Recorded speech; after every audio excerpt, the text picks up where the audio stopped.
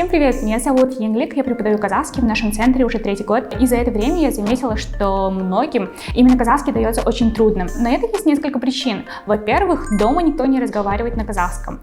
Во-вторых, мало кто до 6 класса ходит на дополнительный казахский, ну, например, если сравнивать с английским. И в-третьих, детям сам язык не интересен. И получается, когда уже ребенок переходит в 6 класс и он начинает подготовку, мы видим, что у ребенка нет абсолютно никакой базы по казахскому языку.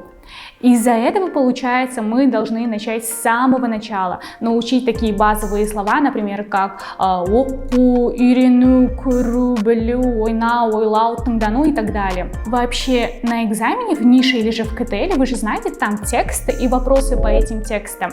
Там абсолютно нет никакой грамматики. Уровень этих текстов на экзамене выше среднего.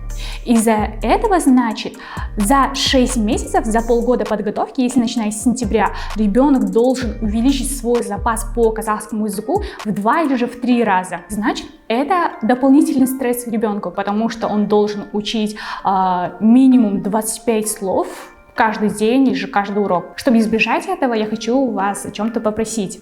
Первое. Дома вы можете использовать слова или же фразы, которые вы знаете на казахском языке. Или же говорить слова или же предложения на казахском, когда вы обращаетесь к ребенку.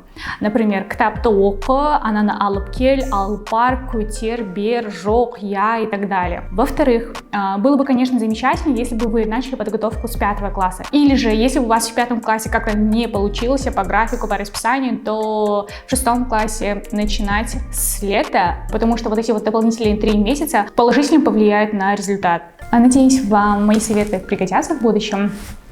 Всем спасибо, всем пока-пока.